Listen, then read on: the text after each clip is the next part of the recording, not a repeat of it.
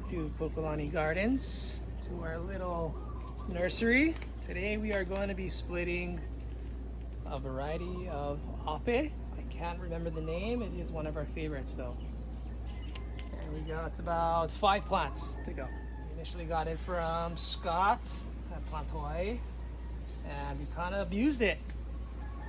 And now I'm splitting it, and I'm going to start all over, give it a fresh start.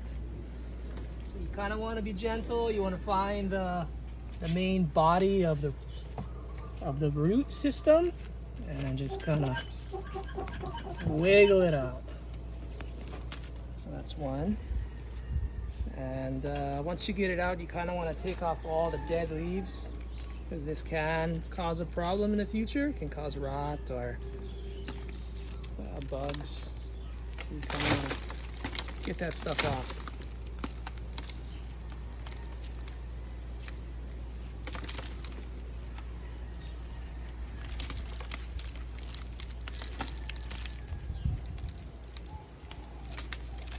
One down.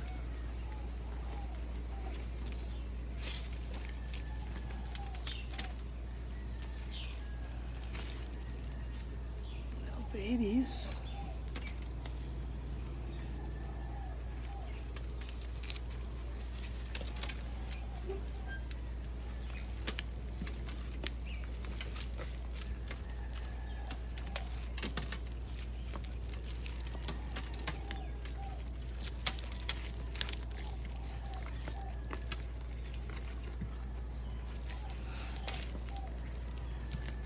Get some of this dirt off, some of the old fertilizers out.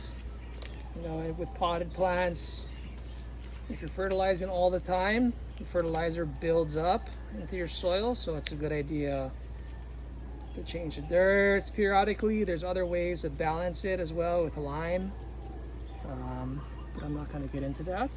Today we're just splitting.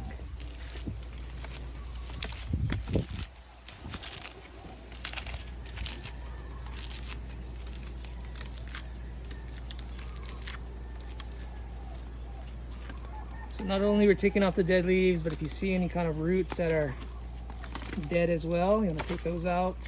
Maybe like the actual rhizome, it could be some dead spots, just kind of rub it off.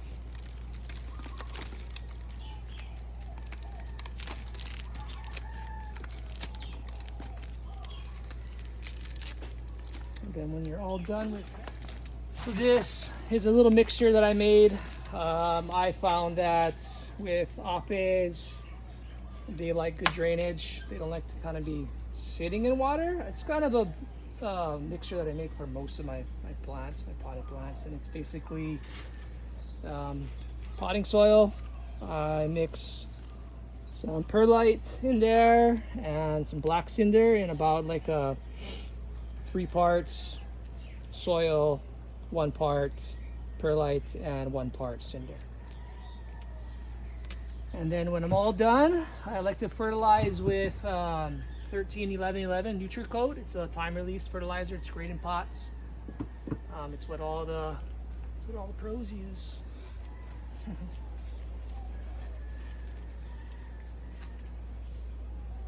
Before I separated, I also took off all the dead leaves, just so the plant can focus on new growth, new root growth, instead of trying to keep a dying leaf alive.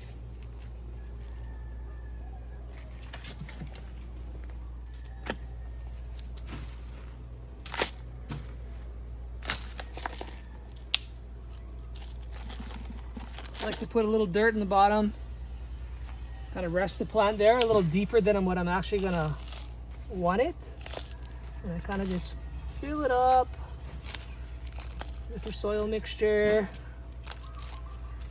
And then you kind of don't want the dirt to be too high on the new leaf sheath, so I kind of pry it up to the level that I want.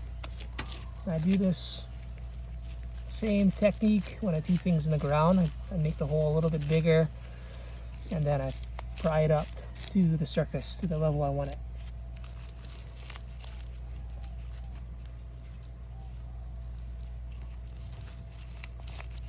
So the dirt is going to sink a little bit more, So it's a little deeper than the finished product, but this is gonna be perfect.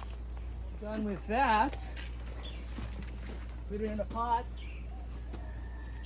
Kind of bury it up to the last roots you see popping out of the root system, and try to put it in the center. So when new keikis pop out, they're easier to split, or they're not going to be pushed up against the pot.